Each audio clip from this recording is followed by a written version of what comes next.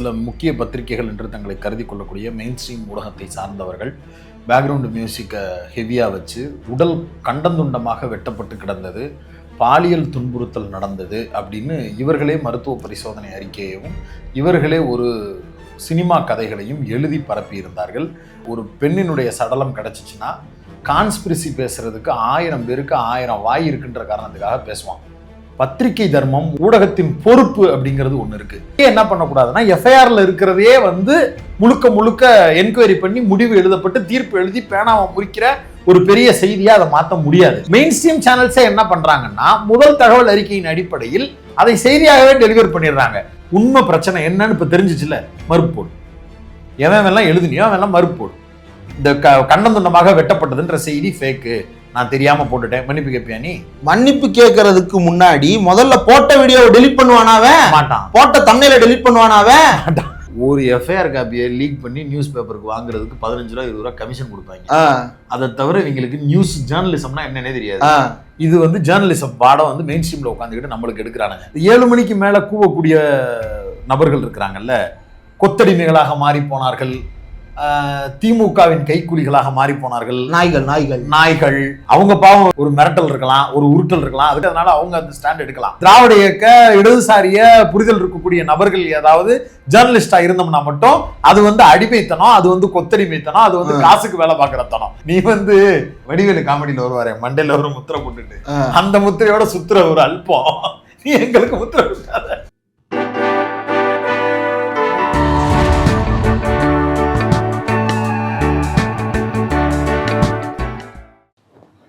நேற்று முழுக்க எந்த பக்கம் திறந்தாலும் பாலியல் வன்கொடுமை சம்பவங்களாக வந்து கொண்டே இருந்தது.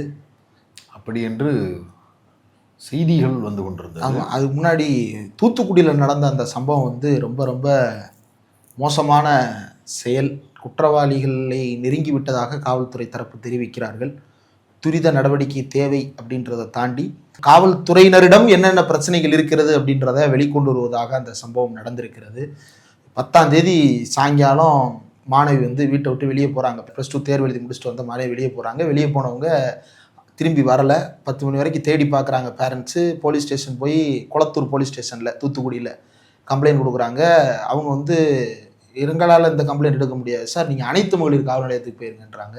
அப்புறம் மறுநாள் காலையில் 10 மணிக்கு விளாத்திக்குளத்தில் இருக்கக்கூடிய அனைத்து மகளிர் காவல் நிலையத்திற்கு போகும்போது அங்கிருந்த காவல் ஆய்வாளர் அவர் உங்கள் பெண் ஓடி போயிருப்பா சொன்னது ஒரு பிள்ளை வளர்க்க தெரியல. ஆமாம், பெண் காவல் ஆய்வாளர் அப்படி பேசி ரொம்ப மோசமாக நடத்தி இருக்கிறார். அதற்கு பிறகு ரொம்ப போராட்டத்திற்கு பிறகு மறுபடியும் நீங்கள் குளத்தூர் ஸ்டேஷனுக்கே போங்க, நான் இன்ஸ்பெக்டர்கிட்ட பேசுகிறேன்னு சொல்கிறாங்க. இதற்கிடையில் உறவினர்கள் அவர்களாகவே தேடி அந்த பெண்ணின் உடலை கண்டறிய நேர்ந்திருக்கிறது. இப்போ மோசமான நிலையில் கண்டெடுக்கப்பட்டிருக்கிறது. சில முக்கிய பத்திரிகைகள் என்று தங்களை கருதி கொள்ளக்கூடிய மெயின் ஸ்ட்ரீம் ஊடகத்தை சார்ந்தவர்கள் பேக்ரவுண்டு மியூசிக்கை ஹெவியாக வச்சு உடல் கண்டந்துண்டமாக வெட்டப்பட்டு கிடந்தது, பாலியல் துன்புறுத்தல் நடந்தது அப்படின்னு இவர்களே மருத்துவ பரிசோதனை அறிக்கையையும் இவர்களே ஒரு சினிமா கதைகளையும் எழுதி பரப்பியிருந்தார்கள். மனித உளவியல் அப்படிங்கிறதன் அடிப்படையில் ஒரு பெண்ணினுடைய சடலம் கிடச்சிச்சின்னா கான்ஸ்பிரசி பேசுறதுக்கு 1000 பேருக்கு 1000 வாய் இருக்குன்ற காரணத்துக்காக பேசுவான். பத்திரிகை தர்மம், ஊடகம் அப்படிங்கிறதனுடைய பொறுப்பு, நீங்கள் தர்மத்தை கூட 2வது பெரிய வார்த்தை, ஊடகத்தின் பொறுப்பு அப்படிங்கிறது ஒன்று இருக்குது. அந்த செய்தி அப்படியே ஒரு செய்தியாக கேரி ஓவர் பண்ணுறதுன்றது ஒன்று. இன்னொன்று, அது ஒரு குழந்தை, ஒரு பெண்ணு, இளம் பெண்ணு அப்படிங்கும்போது அந்த செய்தியை கேரி பண்ணுறதுக்குன்னு ஒரு எத்திக் இருக்குது. அந்த எத்திக்கை மீறி கண்டந்துண்டமாக வெட்டி கிடந்துச்சு, பாலியல் வன்புணர்வு செய்யப்பட்டுச்சு அப்படின்னு நாமளா ஒரு பாலியல் வன்புணர்வு செய்யப்பட்டது உறுதிப்படுத்தப்பட்டிருக்கா? அதை எதுவுமே இன்னும் மருத்துவ பரிசோதனை அறிக்கையில் வரவே இல்லை. ஆனால் இப்போ கனிமொழி அவர்கள் பத்திரிகையாளர் சந்திப்பில் பேசும்போது கூட மருத்துவ பரிசோதனை முடிஞ்சாதாங்க என்னன்னே தெரியும் அப்படின்றது தான் சொல்லியிருக்கிறாங்க. இப்போ அந்த செய்தியை வெளியிட்ட ஊடகங்களுக்கு அவர்களுடைய உடலை பார்த்தா பதில் தெரியும் அப்படின்னு சொல்லி தான் பலரும் விமர்சனத்தை முன் வச்சாங்க. காவலர்களுமே முழு உடலாகத்தான் கண்டெடுக்கப்பட்டிருக்கு அப்படின்றத சொன்னாங்க. இல்ல அவங்க பேரண்ட்ஸ் பேட்டிலேயே சொல்றாங்க, நாங்க அந்த உடலை தூக்கிட்டு போனோம்ன்றாங்க. கண்டந்துண்டமா வெட்டப்பட்டிருந்தா எப்படி தூக்கி இருக்க முடியும்? அப்ப அந்த செய்தியை, வதந்தியை வெளியிட்ட முக்கியமாக இருக்கக்கூடிய அந்த 2 மெயின் ஸ்ட்ரீம் சேனல்களும் தன்னுடைய வருத்தத்தையோ மன்னிப்பையோ இதுவரை தெரிவித்ததான்னு கேட்டா கிடையாது. அது அப்படி ஒரு சம்பவமே நடக்காதது மாதிரி தள்ளிவிடு அடுத்த நியூஸ், உடல் முழுவதுமாக கிடைத்தது அப்படின்னு அவனே மறுபடியும் ஒரு பிரேக்கிங் நியூஸ் போடுறான். அதாவது அந்த நியூஸை பார்க்கும்போதே மனசு பதறுது. எப்படி அந்த செய்தியை ஒரு ட்விஸ்ட் பண்ணி போடுற. இதே தான் கொஞ்ச நாளைக்கு முன்னாடி சென்னையில ஒரு பொண்ணு வந்து, கொஞ்ச நாள் முன்னாடிலாம் இல்ல, அதே நேத்து என்னன்னா நேத்து நடந்துச்சு. ஆமா, ஒரு செய்தி சென்னையில வந்து ப்ராஜெக்டுக்காக வந்திருந்த பெண் வந்து, திருச்சியில இருந்து வந்த பெண்ணை வந்து பொண்ணு இல்ல, காலேஜ் பொண்ணு. ஓகே, அவங்க வந்து ப்ராஜெக்டுக்காக வந்திருக்கிறாங்க. அவங்க வந்து மார்பிங் பண்ணி அவங்க போட்டோ வச்சு அடையாளம் தெரியாத நபர்கள் மிரட்டி அவர் ரேபிடோவுக்கு வெயிட் பண்ணிட்டு இருந்த போது அவங்கள கடத்திட்டு போய் அந்த பெண்ணை வந்து கூட்டு பாலியல் கொடுமை செய்தது. அதற்கு பிறகு அந்த பெண் வந்து ஹாஸ்பிட்டலைஸ் ஆகி ஹாஸ்பிட்டல்ல இருந்து டிஸ்சார்ஜ் ஆகி வெளியே வரும்போதே அந்த பெண்ணினுடைய வேறு சில புகைப்படங்களை காட்டி அந்த பெண்ணை மிரட்டி மறுபடியும் வந்து இது போன்ற சம்பவங்கள் நடக்கும், நீ யார்கிட்டயாவது கம்ப்ளைண்ட் பண்ண அப்படின்னு மிரட்டினதாகவும் அந்த பொண்ணே வந்து கம்ப்ளைண்ட் கொடுத்ததாகவும் தகவல். எல்லா சேனல்லையும் வந்து பெண்ணுக்கு பாலியல் வன்கொடுமை நியூஸ் வந்துருச்சு. நியூஸ் 18ல மட்டும் நான் பார்த்ததுல நியூஸ் 18ல மட்டும் நேர்மையா ஒரு வார்த்தையை சேர்த்திருந்தாங்க. அந்த பெண்ணின் புகாரினுடைய உண்மைத்தன்மை குறித்து காவல்துறையினர் அங்கு இருக்கக்கூடிய அந்த பெண் குறிப்பிட்ட இடங்களில் இருக்கக்கூடிய சிசிடிவி காட்சிகளை ஆய்வு செய்து வருகின்றனர் அப்படின்ற தகவலை சேர்த்து சொன்னாங்க. இந்த தகவலை நான் வேற எந்த செய்திலையும் கேட்கல, வேற யாராவது சொல்லியிருந்தாலும் அவர்களுக்கும் நன்றி. ஆனா நான் பார்த்தது வந்து இதை வந்து நியூஸ் 18ல தான் நான் பார்த்தேன். விசாரித்ததற்கு பிறகுதான் தெரிகிறது அப்படி ஒரு சம்பவம் நடைபெறவில்லை. ஆமா, அந்த பெண்மணி தன்னுடைய படிப்பு, அதனுடைய சுமை, மன உளைச்சல் காரணமாக தான் இப்படி பொய் சொல்லியதாக காவல்துறையினரிடம் தன்னுடைய வாக்குமூலத்தை பதிவு செய்திருக்கிறார். முதல்ல அப்புறம் ஏன்டா எஃப்ஐஆர் போட்டீங்க அப்படின்னு கேட்டா, எஃப்ஐஆர் உடைய சென்ஸ் தெரியாதவன் தான் இப்படி மூளையை முட்டி. எஃப்ஐஆர்ன்றது வந்து ஜட்ஜ்மெண்ட் கிடையாது. அதாவது சில தற்குறிகள் நேத்து பேசி இருக்கிறாங்க என்னன்னா, நம்ம வந்த உடனே எஃப்ஐஆர் எல்லாம் டெலீட் பண்ணிடுவோம்னு. அப்படிலாம் டெலீட் பண்ண முடியாது எஃப்ஐஆர். அது இன்ஃபர்மேஷன் ரிப்போர்ட்டா, தகவல் அறிக்கை, முதல் தகவல் அறிக்கை. அதற்கு பிறகு என்ன பண்ணுவாங்க, பிரிலிமினரி இன்வெஸ்டிகேஷன் பண்ணுவாங்க. பிரிலிமினரி இன்வெஸ்டிகேஷன் முடிஞ்சதுக்கு அப்புறம் என்ன பண்ணுவாங்க, சார்ஜஸ் ஃப்ரேம் பண்ணுவாங்க. சார்ஜஸ் ஃப்ரேம் பண்ணதுக்கு அப்புறம் என்ன பண்ணுவாங்க, எடுத்து விசாரிப்பாங்க. அதற்கப்புறம் என்ன பண்ணுவாங்க, சார்ஜ் ஷீட் ஃபைல் பண்ணுவாங்க. அதற்கப்புறம் என்ன பண்ணுவாங்க, ப்ராசிக்யூஷனை வச்சு விசாரணை நடத்துவாங்க. கோர்ட் வந்து அதை விசாரித்து உரிய தண்டனை வழங்கும். இதுதான் ப்ராசஸ். நீ என்ன நினைச்சுக்கிறவன்னா, எஃப்ஐஆர்லையும் தானே சார்ஜ் பண்ணிருக்காங்கன்னு நினைச்சுக்குவேன். அது இந்த பாலிமர் காரனுடைய மூளையே அப்படிதான். இப்போ என்னன்னா, பிக் பாக்கெட்னு ஒருத்தனை பிடிச்சிருப்பாங்க, அவன் அடிச்சிருக்கே மாட்டான், அடிச்ச வேற ஒருத்தனா இருப்பான். அவனை போலீஸ் ஆட்ட பிடிச்சு கொடுத்துருப்பாங்க. அவன் வந்து என்ன பண்றன்ற பயத்துல கூட சொல்லாம இருப்பான். பார்ப்பதற்கு அப்பாவி போல இருக்கும் இவர் தான் பிக் பாக்கெட் ஆசாமி அப்படின்னு இவன் பாட்டு வாய்ஸ் வர போட்டு பேசிட்டு போயிட்டே இருப்பான். இன்னொன்னு, எஃப்ஐஆர்ல கொடுக்கக்கூடியது வந்து கம்ப்ளைண்ட் தான், எஃப்ஐஆர்ல இருக்கக்கூடிய சார்ஜ் பண்ணியிருக்கிறாங்கல்ல அப்படின்றது வந்து எப்படின்னா, நான் தான் போய் கம்ப்ளைண்ட் கொடுக்குறேன்னா நான் இன்னொருத்தர் மேல சார்ஜ் பண்ணி தான் கம்ப்ளைண்டே கொடுக்குறேன். அது வந்து போலீஸுக்கு இன்ஃபர்மேஷன் தான். இந்த சார்ஜ் உண்மையா இல்லையான்னு விசாரிக்கிறதுக்கு தான் இந்திரா சொன்ன ஆர்டர். அதுக்கு முன்னாடியே என்ன பண்ணக்கூடாதுன்னா, எஃப்ஐஆர்ல இருக்கிறதையே வந்து முழுக்க முழுக்க என்கொயரி பண்ணி முடிவு எழுதப்பட்டு தீர்ப்பு எழுதி பேனாவை முறிக்கிற ஒரு பெரிய செய்தியா அதை மாற்ற முடியாது. இதுல சார்ஜ் ஷீட் ஃபைல் பண்ணாலும் கூட அதுல கோர்ட்ல அதற்கு பிறகு வாத பிரதிவாதங்கள்ல நிரூபிக்கணும். அதெல்லாம் இல்லாம ஒரு செய்தியை மெயின் ஸ்ட்ரீம் சேனல்ஸே என்ன பண்றாங்கன்னா, முதல் தகவல் அறிக்கையின் அடிப்படையில் அதை செய்தியாகவே டெலிவர் பண்ணிடுறாங்க. நீ யோசிச்சு பாரு, அது செய்தி ஒரு நிறுவனங்கள் பண்ற தப்பு. இப்ப இந்த பொண்ணு திருச்சியில இருந்து வந்து சென்னையில இப்படி ஒரு சம்பவம் நடந்ததா அந்த பொண்ணு வாக்குமூலம் கொடுத்துட்டாங்க. அன்னைக்கு ஒரு நாள் முழுக்க அந்த சோசியல் மீடியால மெயின் ஸ்ட்ரீம் ஊடகங்கள் கிளப்பிய அந்த பரபரப்பான, வெளியில வந்த பொண்ணு திரும்பி போய் பாலியல் வன்புணர்வு, வாசல்லையே இப்படி நடந்திருக்கு, அது இதுன்னு அன்னைக்கு ஏற்படுத்தின அந்த அந்த அதிர்வு இருக்குல்ல, எதிர்க்கட்சியில் அறிக்கை, அது எடப்பாடி உட்பட எல்லாரும், விஜய் உட்பட எல்லாரும் அப்படியே மைண்ட் வந்து பிள்ளை பெத்தவன் மனநிலையில இருந்து யோசி, என்ன விட்டுரு, நீ பிள்ளை பெத்த மனசு, பொம்பளை பிள்ளை பெத்தவன் மனசுல இருந்து யோசி. இதெல்லாம் ஒரு பக்கம் நடக்குதா, ப்ரெஷர் ஆயிடுச்சு, உணர்ச்சி வசப்பட்டு நான் என்ன பண்றேன், கட்டக்கிறவனை சுட்டு கொள்ளுங்கன்ற. அது ஒரு சம்பவம் நடக்கலப்பா, அதெல்லாம் உனக்கு தெரியாது. ஆனா நான் என்ன சொல்றேன், அவனை சுட்டு கொள்ளுங்க. ஒரு பொம்பளை பிள்ளைய பாலியல் வன்புணர்வு செஞ்சு திரும்ப ஹாஸ்பிட்டல்ல இருந்து வெளியில வந்த பிள்ளைய மறுபடியும் பாலியல் வன்புணர்வு செய்யறான்னா இவன் எவ்வளவு பெரிய கொடூரம், இவனை நிக்க வச்சு சுடுங்கன்னு நான் சொல்லிடுறேன். ஏற்படுத்தின இந்த ஹைப்பு, இந்த பரபரப்பு, இந்த நெருக்கடி சூழல்ல போலீஸ்காரன் எவனாவது ஒருத்தனை ஓட விட்டு சுட்டுறான். அந்த பொண்ணு என்கொயரியில தெரிய வருது கொடுத்த கம்ப்ளைண்டே பொய்ன்னு. இப்ப அந்த பொண்ணு வந்து வாபஸ் வாங்கிருச்சு, அந்த கம்ப்ளைண்ட் பொய், அந்த பிள்ளைக்கு அப்படி ஒண்ணு நடக்கலன்னு. அப்புறம் ஃபார்மாலிட்டி படி அந்த பொண்ணுகிட்ட இருந்து பெட்டிஷன் எழுதி வாங்கிட்டு அதுக்கப்புறம் கோர்ட்ல வந்து இது வந்து இல்ல, இது வந்து நல்லிஃபைடு அப்படின்னு சொல்லிட்டு சமர்ப்பிப்பாங்க. இப்ப அந்த செத்து போன உயிரை என்னடா பண்ணுவீங்க? நம்ம எமோஷன் எப்படி முட்டாள்தனமா மாறுதுன்றதுக்கு இதெல்லாம் பொருள். எந்த ஒரு செய்தியவும் வெளியிட வேண்டிய பொறுப்பு ஊடகங்களுக்கு இருக்கு. அந்த ஊடகத்தில் வரக்கூடிய செய்தியாலேயே அது உண்மையான செய்தியாங்கிறத அறிந்து கொள்ளாமல் இங்க இருந்துகிட்டு தீர்ப்பு எழுதுறது, சமூக ஊடகத்துல இருந்துகிட்டு தீர்ப்பு எழுதுறதுங்கிற மனநிலை நம்மளிடமிருந்து மாற்றப்பட வேண்டும். இப்படி தொடர்ச்சியா தேர்தலை ஒட்டி இப்படியான செய்திகளை, பரபரப்புக்காக ஃபேக்கான செய்திகளை திட்டமிட்டு திணிப்பது மாதிரியான பேட்டர்ன் கடந்த ஒரு மாதமாக நடந்து கொண்டே இருக்கிறது. ஆமா, அதே போல இப்ப இப்படி ஒரு செய்தி வந்த உடனே இம்மீடியட்டா ஒரு சிலர் நட்போற்றத்தில் இருக்கிறவங்களும் சரி, ஒரு சிலர் எதிர்த்து நிலையில இருக்கிறவங்களும் சரி, உடனடியா டேக் பண்ணி, உடனடியா கமெண்ட்ல வந்து, உடனடியா வாட்ஸ்அப் நம்பர் எடுத்து, ஏய் பாயத்தரடா பேசுடா, அப்படி எடுத்தங்கழுத்தம்னு ஒரு விஷயத்த நீங்க எதிர்பார்க்கிறதுக்காக என்னால பேச முடியுமானா முடியாது, அப்படி பேச முடியாது. இப்ப இவ்வளவு பேசியிருக்கிறாங்கல்ல, 2 நாளா தூத்துக்குடி சம்பவத்தை பத்தி பேசியிருக்கிறாங்கல்ல, யாராவது ஒருத்தன் காவல் நிலையத்துக்கே பிரச்சனையினுடைய சீரியஸ்னஸ் புரியல, காவல்துறையினருக்கே போதிய இப்ப ஒண்ணும் இல்ல, இப்ப ஒரு சில ஆண்டுகளுக்கு முன்னாடிதான் வந்தது என்னன்னா, பள்ளிக்கூடத்துல இருக்கக்கூடிய இடைநிலை ஆசிரியர்களுக்கும் கூட உளவியல் ரீதியான கல்வி தேவை அப்படின்னு சொல்லிட்டு, குழந்தைகள் உளவியல்னு அவங்களுக்கு ஒரு சப்ஜெக்ட் இருக்குல்ல பிஎட்ல, அதை கட்டாயப்படுத்தினாங்க. ஏன் கட்டாயப்படுத்தினாங்க? டீச்சர் ட்ரைனிங்ல அதை கட்டாயப்படுத்தினாங்க. ஏன் கட்டாயப்படுத்துறாங்க அப்படின்னா, குழந்தைங்களோட அவங்க பழகுறாங்க, அதை நல்லா புரிஞ்சு அவங்க செயல்படணும் அப்படின்றதுக்காக சேர்த்தாங்க. ஜெனரேஷனை புரிஞ்சுக்கணும். அவன பாடம் எடுக்கிறோம், அப்ப அவனோட மென்டாலிட்டி என்ன, அவனுடைய சூழலியல் என்ன, அதெல்லாம் தெரிஞ்சுக்கிறதுக்கு தான் பக்குவம். நானும் கவர்மெண்ட் விமர்சிக்கிறேன், ஆனா நீ சொல்ற மாதிரி டிஜிபி போர்டு பிரச்சனை சரியாயிரும்னு என்னால சொல்ல முடியாது. அது முட்டாள்தனமானது. பிரச்சனை எங்க இருக்கு? போய் டானாக்காரன் படத்தை எடுத்துப்பாரு. அதுல நடக்கிறது தான் இன்னைக்கும் காவல்துறையில களத்துல காவல்துறையுடைய ட்ரைனிங்காவே இருக்குது. காவல்துறையினுடைய கேம்ப் ட்ரைனிங்கிறது என்னவா இருக்கணும்? பரேடு நடத்துறதுக்கும் குற்றவாளியை பார்த்த உடனே ஸ்டீரியோடைப் பண்றதுமாவா இருக்கணும்?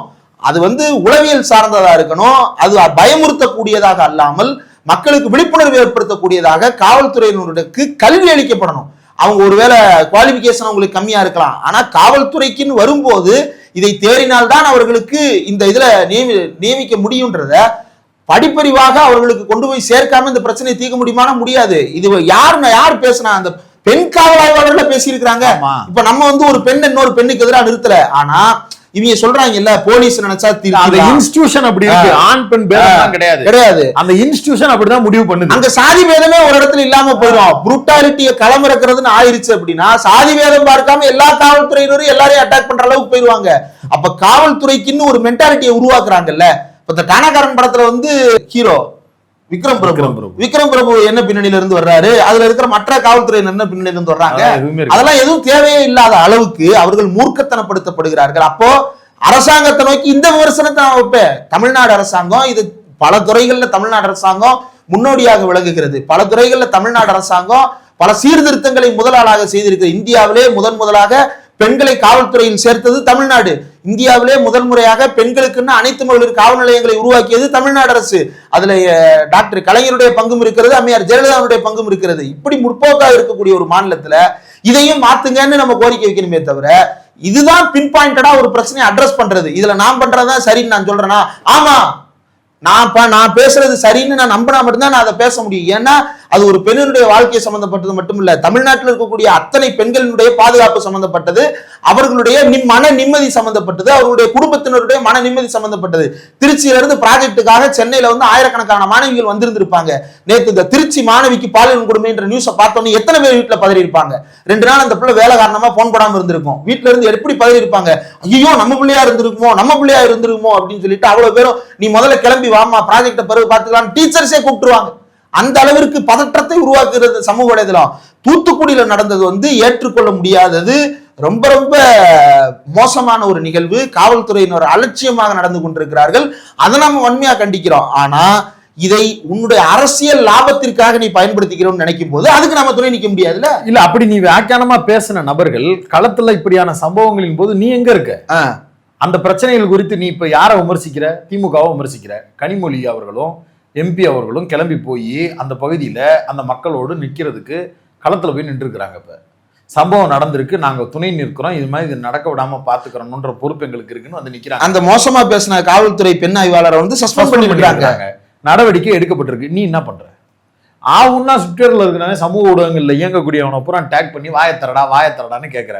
சரி ரைட்டு, உன்னுடைய ஆற்றாம உன்னுடைய இயலாம, ஏன்னா உன்னுடைய அரசியலே வந்து பண்ணையார்த்தனமா வீட்டுக்குள்ள இருந்து பார்க்கக்கூடிய அரசியல் தான். உன் ஓனரே அப்படித்தான் இருக்கான்றப்ப நீயும் அப்படித்தான் இருப்ப. உன் குறுகிய மூளை, உன் சிட்டுக்குருவி மூளை நான் புரிஞ்சுக்கிறேன். அந்த இழுப்புகள்லாம் எங்களால இழுவைக்கு வைத்தியம் வாசிக்க முடியாது. 1000 விசாரணை இருக்கு, உள்ளுக்குள்ள நடக்கக்கூடிய தகவல் என்னங்கிற செய்தி வந்துகிட்டு இருக்கு. அது ஒண்ணு வெளியில வரும்போதுதான் அந்த விஷயத்த பேசவே முடியும். பேசுனியா, அது பண்ணியா, இது பண்ணியா அப்படின்னு இழுத்துக்கிட்டு வராத. உண்மை பிரச்சனை என்னன்னு இப்ப தெரிஞ்சிச்சுல, மறுப்பு போடு. எவன் எழுதுனியோ அவன் மறுப்பு போடு. இந்த கண்டந்துண்டமாக வெட்டப்பட்டதுன்ற செய்தி ஃபேக்கு, நான் தெரியாம போட்டுட்டேன், மன்னிப்பு கேட்பியா நீ? அந்த திருச்சி ப்ராஜெக்ட் மேட்ரே போய் நானும் உணர்ச்சி வசப்பட்டு இப்படி ஒரு கண்டனத்தை பதிவு செஞ்சுட்டேன், முதல்வரை இவ்வளவு கடுமையா விமர்சிச்சுட்டேன், மன்னிச்சுக்குங்க நண்பர்களே, உங்களை டேக் பண்ணி இழுத்து விட்டுட்டேன், அப்படி ஒரு செய்தியே இல்லையா, மன்னிச்சிருங்க, கேப்பியா நீ? மன்னிப்பு கேட்கறதுக்கு முன்னாடி முதல்ல போட்ட வீடியோவை டெலிட் பண்ணுவானாவே மாட்டான், போட்ட தம்ப்நெயிலை டெலிட் பண்ணுவானாவே மாட்டான். பிரச்சனையோடைய ஆழத்தை புரிஞ்சுக்க வேண்டிய பொறுப்பும் கடமையும் இருக்கு. இன்னொன்னு, பாலிடிக்ஸை பொறுத்தவரையில இதை சொல்லுவதன் மூலமா எல்லாரும் என்ன நினைச்சுக்க கூடாதுன்னா, எதையோ கொண்டு வந்து எதையோடையோ சேர்க்கிறாங்க அப்படின்னு நினைச்சுக்காத. ஒவ்வொரு முறையும் தேர்தல் நேரம் என்று வரும்போது ஊடகத்தின் முதலாளிகளை கையில் வைத்திருக்க வேண்டும் என்று நினைக்கக்கூடிய ஒரு பெரிய அதிகார வர்க்கம் அந்த அரசியலுக்கு எதிரான அரசியலை செய்யக்கூடிய கட்சிகளை ஈவு இரக்கமின்றி வேட்டையாடுவதற்கு தன்னுடைய முதலாளித்துவ நண்பர்களின் துணையோடு களத்தில் இறங்கி வேலை இறங்கி இருக்கு. +2 மாணவி சடலமாக மீட்பு, குடும்பத்தினரை அலைக்கழித்த போலீசார், இப்படி நியூஸ் போட்டிருந்தான்னா அந்த நியூஸை நான் வரவேற்கிறேன், நானும் அதை ஷேர் பண்றேன். ஆனா கண்டந்துண்டமாக வெட்டி கொலை, பாலியல் வன்கொடுமை செய்து கொலை, அந்த பெண்ணுக்கு உதட்டுல காயம் இருக்குன்றதை வச்சு நீ எப்படி ஜட்ஜ் பண்ற பாலியல் வன்கொடுமை நடந்திருக்குன்னா? ஒருவேளை நடந்திருந்தா இந்த செய்தியை தள்ளி வைக்கலாம். ஆனா அப்படி ஒண்ணு நடக்கல, பாலியல் வன்கொடுமை நடக்கல அப்படின்னு வச்சுங்க. அப்ப இறந்து போன பெண்ணோட டிக்னிட்டியை நீ காணாமக்கிட்டல. ரைட் டு லைஃப் அப்படின்றது ரைட் டு டிக்னிஃபைடு லைஃப். அதே போல அந்த உடல் அடக்கம் செய்யப்படுகின்ற வரை, அடக்கம் செய்யப்பட்டதற்கு பிறகும் அந்த உயிர் வாழ்ந்ததற்கு என்ன கண்ணியத்தை கொடுக்க வேண்டுமோ அந்த கண்ணியத்தை கொடுக்கணும்னு அரசியலமைப்பு சட்டம் சொல்லுது. அரசியலமைப்பு சட்டப்படி தீர்ப்பை வழங்கிய உச்சநீதிமன்றத்தினுடைய பல்வேறு தீர்ப்புகள் இதில் நடந்திருக்கிறது. டெல்லியில நிர்பயா கேஸ்ல நடந்த போது அந்த நேரத்தில் காங்கிரஸுக்கு அவ்வளவு கடும் நெருக்கடி இருந்த போதும் அந்த குழந்தையினுடைய அந்த பெண்ணினுடைய, அந்த இளம் பெண்ணினுடைய மாண்பை காப்பதற்காக அந்த இன்ஸ்டிடியூஷனே தாங்கி நின்னுச்சு. இப்ப வரைக்கும் அந்த பொண்ணு பேர் யாருக்குமே தெரியாது. நிர்பயானா என்னன்னா தைரியலட்சுமின்னு அர்த்தம். அந்த பேரே வெளியில வர விடாம காப்பாத்தியது. ஒட்டுமொத்த இந்தியாவும் திரும்பி பார்த்த வழக்கு, விவாதித்த வழக்கு. ஆனா நீ என்ன பண்ற? நேத்து அவங்க அப்பா பேட்டி கொடுக்குறாரு. அவங்க அப்பாவே சொல்லலாம்டா, அந்த பொண்ணோட பேரை அவங்க அப்பா சொல்லி இருக்கலாம். அவங்க அப்பாவுக்கு சட்ட விழிப்புணர்வு இருந்திருக்காது, அதனால அந்த பொண்ணோட பேரை அவங்க அப்பாவே சொல்லி இருக்கலாம். மியூட் பண்ண வேண்டியது ஓம் பொறுப்பு இல்ல. போட மாட்டானுங்க. நம்ம வைக்கிற கேள்வி எங்க இருந்து வருதுன்னா, ஒரு பதற்றத்தை உருவாக்குவதும் அதற்கு எதிராக அரசியல் எதிரியாக, தத்துவார்த்த எதிரியாக ஒரு பார்ட்டி இங்க வருது அப்படின்னா அதை தேர்தல் நேரத்தில் காலி செய்வதற்காகவும் இப்படியான ஒரு செய்தியை 10 செய்தியாக திரித்து எழுதுவதும், ஒரு தவறை 15-20 எமோஷனல் ஸ்டோரிஸோடு ஹூக்கப் செய்வதும் திட்டமிட்டே நடைபெறும். இது நடைபெற்று கொண்டே இருக்கிறது. இதை ஒவ்வொரு முறையும் தேர்தலில் வட இந்தியாவிலும் நீங்கள் பார்க்க முடியும், இப்போது தமிழ்நாட்டிலும் நீங்கள் கண்கூடாக பார்த்து கொண்டிருக்கிறீர்கள். திரிபுராவில் மாணிக் சர்க்கார் அரசுக்கு எதிராக இதே போல பெண் குழந்தைகளை காணவில்லை, பெண்களை காணவில்லை, இந்து குழந்தைகளுக்கு பாலியல் வன்கொடுமை அப்படின்ற வதந்திகளாகவே வாட்ஸ்அப் குழுக்களில் தொடர்ந்து செய்திகள் பரப்பப்பட்டன. இங்க வதந்தியை மட்டும் பரப்புனா நம்ப மாட்டான். அதனால என்ன பண்றது, வதந்தி பரப்புறதுக்குன்னே சில மெயின் ஸ்ட்ரீம் சேனல்ஸ் வச்சிருக்கிறான். பார்ப்பதற்கு அப்பாவி போல் இருப்பது, இந்த மாதிரியான ஒரு சில நியூஸ் பேட்டர்னை வச்சுக்கிட்டு அவனுங்க மூலமா செய்தியை வெளியிட்டுக்கிட்டு அவனுங்க உண்மையை பாரு செய்தி சேனல்லே வந்துருச்சு, பாரு இந்த செய்தி பேப்பர்லேயே வந்துருச்சு அப்படின்னு சொல்லி பரப்புறதுக்கு பயன்படுத்திட்டு இருக்கிறான். உஷாரா இருக்க வேண்டிய பொறுப்பும் கடமையும் நண்பர்களுக்கு இருக்கிறது. கவனமாக. பத்திரிகைகள் நியாயமான இன்வெஸ்டிகேஷன் பண்றதை நம்ம ஆதரிக்கிறோமா? நியாயத்தை வெளியில் யாராவது ஒருவர் உண்மையை மறைக்கிறார் என்றால் அந்த உண்மையை வெளியில கொண்டு வர்றதை தான் நம்ம இன்வெஸ்டிகேட்டிவ் ஜேர்னலிசம்னு சொல்றோம். அதை நம்ம ஆதரிக்கிறோம். அதுதான் நக்கீரன் மாதிரியான இதழ்களை அததான் கேட்கிறேன். இப்ப நேத்து சென்னையில அந்த மாணவி புகார் கொடுத்தாருன்ற செய்தி உனக்கு எப்படி தெரியும்? போலீஸ் ஸ்டேஷன்ல இருக்கிற ஒரு சோர்ஸ் மூலமா தெரியும். போலீஸ் என்ன சொல்லுது, அந்த இன்னும் உண்மையானே நாங்க வெரிஃபை பண்ண முடியல, வெரிஃபை பண்ணிட்டு இருக்கோம் அப்படின்னு சொல்லுது. அப்ப உன்னுடைய மூளை நல்ல மூளையாக இருந்திருந்தால் என்ன பண்ணிருக்கோம், இந்த நியூஸ் உண்மைன்னு வரட்டும். ஒரு எஃப்ஐஆர் காப்பியை லீக் பண்ணி நியூஸ் பேப்பருக்கு வாங்குறதுக்கு 15 ரூபா 20 ரூபா கமிஷன் கொடுப்பாங்க. அதை தவிர இவங்களுக்கு நியூஸ் ஜேர்னலிசம்னா என்னன்னே தெரியாது. இது ஜேர்னலிசம் பாடம் மெயின் ஸ்ட்ரீம்ல உட்காந்துக்கிட்டு நம்மளுக்கு எடுக்கிறானுங்க. இதை எங்களை பேசுன்னு கமெண்ட் செக்ஷன்ல டேய் முதல்ல செய்தினா என்னன்னு தெரிஞ்சுக்கங்கடா. அதுக்கு பிறகு நீங்க ஜேர்னலிஸ்ட்னு முதல்ல அவங்க கிளைம் பண்ணிக்க சொல்லுங்கடா. அதை வச்சு அப்புறம் பேசலாம்டா பாலிடிக்ஸ். அதாவது ஒரு ரகசியமான தகவல் வெளியே வருது அப்படின்னா அதுல ஒரு அரசியல் முக்கியத்துவம் இருக்குது அப்படின்னா அது பரவாயில்ல, அதை பேசலாம். ஆனா ஒரு தனிநபருடைய வாழ்க்கை குறித்து, அவங்க வாழ்க்கைக்கே பாதிப்பை ஏற்படுத்துவது குறித்து இப்ப ஒண்ணும் இல்லை. ஒருவேளை நீ அந்த பெண் வந்து பேட்டி கொடுத்தாங்களா? அந்த மாணவி சென்னையில திருச்சியில இருந்து வந்த மாணவி, நீ சொன்ன மாணவி பேட்டி கொடுத்தாங்களா? கிடையாது. நீ தான் இன்ஃபர்மேஷன் எடுத்து லீக் பண்ற. அந்த மாணவி வெளியே வந்து சொல்லல, நீயா இன்ஃபர்மேஷனை லீக் பண்ற. இப்ப அந்த பொண்ணுடைய சுற்று வட்டாரம் பூராத்துக்கும் தமிழ்நாடு முழுக்க நியூஸ் நீ கொடுத்துட்ட. இப்ப அந்த பெண்ணுடைய வாழ்க்கைக்கு யார் கேரண்டி? அந்த பிள்ளை மன உளைச்சலுக்கு தான்டா போய் அந்த பெண் போற இடத்துல பூரா நிப்பான் சொந்தக்காரன். அந்த பிள்ளைய மேலும் மேலும் மன உளைச்சல் காக்கிருக்கே. நீ உண்மையிலேயே ஏதோ ஒரு பிரச்சனைன்னு அந்த பொண்ணு போய் நிக்கும் போது இந்த பிள்ளை உண்மையை சொல்லுதா போய் சொல்லுதான்னு சந்தேகத்தோட பாப்பான். தப்பு, அந்த பிள்ளை இப்படி சொன்னது தப்பு, மன உளைச்சல் காரணமா நான் பொய் சொல்லிட்டேன் சொல்லிருச்சா, அது போலீஸ்காரங்கள்ட்ட கம்ப்ளைண்ட் கொடுத்துச்சு. போலீஸ்காரங்க கூப்பிட்டு விசாரிச்ச உடனே தெரிஞ்சு போயிடும். அதன் அடிப்படையில தான் பாப்பா நீ பொய் சொல்றடா, தப்பாயிரும், நீ இப்படி பண்ணக்கூடாதுரா அப்படின்னு யாராவது ஒரு பெண் காவலரோ சொல்லி அந்த பிள்ளைய அட்வைஸ் பண்ணி அனுப்பி விட்டுருவாங்க. முடிஞ்சு. இந்த செய்தியை உன்னுடைய மில்லியன் வியூஸுக்காக நீ கேரி பண்ணில. அந்த விஷயத்துல எத்திக்ஸா ஏதாவது ஹேண்டில் பண்ணியா? கிடையாது. செய்தியை பரப்பிட்ட, அவனுடைய அரசியல் நோக்கத்துக்கு பயன்படுத்திட்ட. அந்த பொண்ணோட வாழ்க்கை ஒரு மன உளைச்சலுக்காக சொன்ன பொய்ய போலீஸ்காரர் கூட மனசளவுல புரிஞ்சுக்கிட்டு உன் பேரண்ட்ஸை கூப்பிடுன்னு சொல்லி வர வச்சு டீல் பேசி ஒழுக்கமா அந்த பிள்ளைய வழங்க, அந்த பிள்ளையே பாப்பா நீ ஒழுக்கமா இருக்கணும்டான்னு சொல்லி கூட அனுப்பியிருப்பாங்க. இது எங்க முடிஞ்சிருக்க வேண்டியதுன்னா, போலீஸ் வந்து இது உண்மையான்னு கண்டுபிடிச்சதுக்கு அப்புறம் மகளிர் காவல் நிலையத்துல இருந்து அந்த பொண்ணை கூப்பிட்டு கவுன்சிலிங்க்கு கூப்பிட்டு போய் அந்த பிள்ளைய அம்மா அப்பாவை கூட்டி அந்த அம்மா அப்பாட்ட ஒப்படைச்சு நிம்மதியா வீட்டுக்கு அனுப்பி விட்டுருப்பாங்க. இப்படி முடிஞ்சிருக்க வேண்டியத நீ ஊருக்கே இப்ப சந்தி சிரிக்க வச்சிருக்க. இது வந்து ரொம்ப மோசமான. அப்ப இவனுடைய அரசியல் நோக்கத்தை நான் கேள்வி கேட்டா நான் எப்படி குற்றவாளி? அவன் எதிரில் நிக்கிறான் குற்றவாளி. இந்த சேனலும் இந்த நியூஸ்காரங்களும் மோசடியான பொய்யான செய்தியை இப்படி தொடர்ந்து பரப்பிட்டு இருக்கிறானுங்க. உண்மையிலேயே பிரச்சனையை கொண்டு வர்றதுக்கு யாராவது எத்தனை பேர் நேற்று பெண்ணுரிமை செயற்பாளர்கள்ட்ட போய் பாலியல் வன்கொடுமை சம்பவங்கள் தொடர்ந்து நடக்குது, அதை எப்படி தடுக்கிறது? காவல்துறையினர் இது குறித்து விழிப்புணர்வு இல்லாம நடந்துக்கிறாங்களே, அவங்களே இந்த குற்றவாளிகளை கண்டுபிடிக்க முனைப்பு இப்படி அவங்க வந்து நெக்லிஜென்ஸ் ஆஃப் டியூட்டியோட நடந்திருக்காங்களே, அதுக்கு என்ன பண்ணலாம் அப்படின்னு சொல்லிட்டு பப்ளிக் பாலிசி மேக்கர்ஸ் யார்ட்டே கேட்டியா? ஒண்ணும் கிடையாது. நீ ஒரு ஏடிஎம்கே காரண்ட போயிட்டு எடுப்ப, தாவேகா காரண்ட போயிட்டு எடுப்ப, திமுக காரண்ட போயிட்டு எடுப்ப, 3 பேர்ட்டையும் போயிட்டு எடுத்து ஆளுக்கு ஒரு குரல்ல பேசுறாங்கன்னு சொல்லிட்டு அதை நீ வித்துட்டு போய்கிட்டே இருப்ப. உனக்கு எந்த சமுதாய பொறுப்பும் கிடையாது. ஆனா இத நியாயமா என்ன நடந்ததுன்றத விசாரிச்சு ஆய்வு செஞ்சு பேசுற இந்த கேப்புக்குள்ள எங்க மேல 1000 முத்திரைகள். இப்ப இதுல அது பிரச்சனை இல்ல. நீ என்னத்தையோ குத்திட்டு போ, நியாயமா பேசு. நீ நியாயத்தை பேசு. இந்திரகுமார் பேசுனதும் மில்டன் பேசுனதுல இந்த பாயிண்ட் அவங்க தப்பா சொல்லி இருக்காங்களா, எடுத்து பேசு. அக்செப்ட் பண்ணிக்கிறோம் தப்பா இருந்தா. நீ பேசுறதுல முதல்ல திருத்தப்ப. நீ பேசுறதுல அவ்வளவு பொய்யும் இவ்வளவு பித்தலாட்டமும் அரசியல் உள்நோக்கத்தை நீ வச்சுக்கிட்டு சுத்தி இருக்கிறவனை பூரா குற்றவாளியா மாத்துற வேலையும் மக்களுக்கு குற்ற உணர்ச்சியை கடத்துற வேலையும் நீ செய்யாத. உனக்கு எந்த தகுதியும் கிடையாது. அது ஏன் இதுக்கெல்லாம் ரியாக்ட் பண்றீங்கன்னு நினைக்கிறீங்கல்ல? ஆனா அதுக்கு பின்னாடி காரணம் இருக்கு. 7 மணிக்கு மேல கூவக்கூடிய நபர்கள் இருக்கிறாங்கல்ல, கொத்தடிமைகளாக மாறி போனார்கள், திமுகவின் கைக்கூலிகளாக மாறி போனார்கள், நாய்கள். அவங்க பாவம் ஒரு மைசூர் பாக்குக்காகவும் ஒரு பால்கோவாக்காகவும் அவங்க ஆசைப்பட்டு அவங்களுக்கு 1000 பிரச்சனை இருக்கலாம், ஒரு மிரட்டல் இருக்கலாம், ஒரு உருட்டல் இருக்கலாம், அதுக்கு பயந்து போயிருக்கலாம், அல்லது அவர்களே ஒரு சனாதன மனநிலையில் இருக்கக்கூடிய நபர்களா இருக்கலாம். அவங்களுக்கு அப்படி ஒரு வாய்ப்பு இருக்கு, அதனால அவங்க அந்த ஸ்டாண்ட் எடுக்கலாம். ஆனா நான் மட்டும், இந்திரா மட்டும், நம்மளை போன்ற திராவிட இயக்க இடதுசாரிய புரிதல் இருக்கக்கூடிய நபர்கள் ஏதாவது ஜேர்னலிஸ்டா இருந்தோம்னா மட்டும் அது வந்து அடிமைத்தனம், அது வந்து கொத்தடிமைத்தனம், அது வந்து காசுக்கு வேலை பார்க்கறத்தனம். ஏண்டா நீ ஒரு கோலை, உன்னால ஒரு உண்மைய ஒரு சமூக பொறுப்போட ஒரு நேர்மையின் பக்கம், ஒரு நியாயத்தின் பக்கம், ஒரு மக்கள் ஜனநாயகத்தின் பக்கம் நின்னு பேச துப்பு கெட்டு போய் ஒரு கோலையா இருக்கக்கூடிய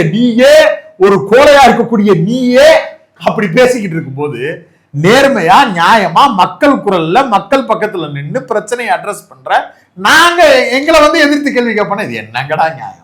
அதுக்குதான் நம்ம ரியாக்ட் பண்ண வேண்டியது இருக்கு. இவனுங்க பூரா பேர் வீடியோ போடல பாத்தீங்களா? இதுவே அதிமுகவுக்கு நடந்திருந்தால் இவர்கள் எல்லாம் சலங்கை கட்டி ஆடி இருப்பார்கள். அதிமுகவுக்கு நடந்திருந்தால்னு பேசுறாங்களே, அதிமுகவுக்கு நடந்ததுல கண்ணுக்கு முன்னாடி பட்டவர்த்தனமாக என்ன நடந்ததுன்றத நம்ம பாக்குறோம். ஜெயராஜ் பென்னிக்ஸும் கடையில உட்கார்ந்து இருக்கிறாங்க, தூக்கிட்டு போய் கொலை செய்யுது இந்த அரசு. அந்த மாதிரி அத வந்து திமுக ஆட்சியில் நடந்தாலும் அதை நம்ம தான் கடுமையா விமர்சிச்சிருக்கோம். இது வரைக்கும் பேரலையில எத்தனை கஷ்டங்கள் எடுத்து பத்தி எவ்வளவு தீவிரமா காவல்துறையில் இருக்கக்கூடிய பிரச்சனையும் அரசு இந்த விஷயத்துல எப்படி கையாள தவறுகிறது அப்படிங்கிற விஷயத்தையும் பேரலையில தான் பேசியிருக்கிறோம். தேடிப்பாரு. ஆமா, நீ இந்த ஸ்டேட்டை வந்து எங்கெங்கெல்லாம் எப்படி எல்லாம் கேள்வி உனக்கு தெரியுதோ இல்லையோ, இந்த ஸ்டேட்டுக்கு தெரியும் நாங்க எங்கெங்கெல்லாம் ஊசியை வச்சு குத்தி இருக்கோம். அதே துப்புரவு பணியாளர் மேட்டரா இருக்கட்டும், பல்வேறு விவகாரங்கள்ல நம்ம பேரலையின் சார்பாக குரல் எழுப்பி இருக்கிறோம். அதன் அடிப்படையில பேரலையை பார்க்கக்கூடிய இந்த ஆளுங்கட்சியை சார்ந்த நபர்களுக்கே இவங்க சைட்ல இருந்து இந்த வீடியோ வந்திருக்குன்னா ரீசனபிளா இருக்கும், நோட் பண்ணிக்க, அட்ரஸ் பண்ணு அப்படின்னே பேசுறாங்க. எங்க கிட்ட பேசிய அமைச்சர்கள், எங்களிடம் பேசிய எம்எல்ஏக்களுடைய டீடைலே எங்களுக்கே தெரியுமே, பர்சனலாவும் தெரியும், அவர்களுக்குமே தெரியும். ஒரு தொழிலாளர் பிரச்சனை நடக்குதா, தோமுசாலையும் பேசுவோம், சிஇடில பேசுவோம், என்ன நடக்குதுன்றத புரிஞ்சுக்கிட்டு தான் சொல்ல முடியும். உடனே ஒரு அதிமுக காரட்ட ஒரு பைட் எடு, திமுக காரட்ட ஒரு பைட் எடு, ரெண்டையும் கம்பேர் பண்ணி அடிச்சு ஏத்து அப்படி பேச முடியாது. தொழிலாளருக்கு என்ன சரின்ற நிலைப்பாடோ, அதுல சாம்சங் தொழிலாளர் பிரச்சனை நடந்துச்சு, அது தொழிலாளர் நிலைப்பாடு என்னவோ அதுதான் நம்முடைய நிலைப்பாடு. துப்புரவு பணியாளர் பிரச்சனை, துப்புரவு பணியாளர் நிலைப்பாடு என்னவோ அதுதான் நம்முடைய நிலைப்பாடு. தூத்துக்குடியில ஒரு மாணவிக்கு இந்த மாதிரி ஒரு கொடுமை நடக்குதா, அந்த சம்பவத்துல அந்த மாணவியினுடைய குடும்பத்தார் என்ன வழியில இருக்காங்களோ அதே வழியில தான் நம்மளும் இருக்கிறோம். ஒரு சாதியவன் கொடுமை நடக்குதா, அந்த சாதியவன் கொடுமை எந்த சாதிக்காரன் பண்ணியிருந்தாலும் அந்த சாதிக்காரனுக்கு, அந்த சாதியை சேர்ந்த அந்த சாதி வெறியர்களை உடனடியாக கைது செய்யணும். இனிமேல் இது நடக்காத வகைக்கு என்ன செய்ய வேண்டுமோ, இனிமேல் இது நடக்காத வகைக்கு என்ன செய்ய வேண்டும்ன்ற இடத்துலதான் உனக்கு எனக்கும் பிரச்சனை வருது. என்ன பிரச்சனை வருது, இனிமேல் இது நடக்காமல் இருப்பதற்கு என்ன செய்ய வேண்டும் எங்கள்கிட்ட கேட்கும் போது நாங்க கற்பி ஒன்று சேர் புரட்சி செய்யணும் அம்பேத்கர் வழியிலையும் பரப்புரை பிரச்சாரம் மாற்றம்னு பெரியார் வழியிலையும் நாங்க வேலை பார்த்துட்டு இருப்போம். ஆனா நீ என்ன பண்ணுவ, டிஜிபி போடு, ஸ்டாலினை மாத்து, அந்த தமிழுக்கு என்ன கண்டென்ட் பேசலான்னு. அது தவிர வந்துட்டு வேற எந்த கண்டென்ட் இருக்காது. 12 மணி நேரம் வேலை அப்படின்னு கொண்டு வந்த போது எந்த யூடியூப் சேனலோ அல்லது எந்த மெயின் ஸ்ட்ரீம் சேனலோ அப்படி ஒரு ஷோவே பண்ணாது. ஒட்டு மொத்தமா பேரலையில் இருக்கக்கூடிய எல்லா எம்ப்ளாயிஸையும் வச்சு திமுக எடுத்த இந்த முடிவு மிக மோசமான முடிவு, இந்த முடிவை திரும்ப பெற வேண்டும்னு ஒட்டுமொத்த ஆபீஸினுடைய எம்ப்ளாயிஸ் எல்லாருமா சேர்ந்து வீடியோ போட்டோம். அந்த வீடியோ இன்னும் இருக்கு, போய் பாரு. முத்திரை எங்களுக்கு குத்தாத ராஜா, எங்க முத்திரை என்னன்னு எங்களுக்கே தெரியும். நீ அது பேர் என்ன, இந்த வடிவேலு காமெடியில வருவாரு, மண்டையில ஒரு முத்திரை போட்டுட்டு அந்த முத்திரையோட சுத்துற ஒரு அல்பம், நீ எங்களுக்கு முத்திரை விட்டாத, மண்டவோடு பத்திரம். நன்றி.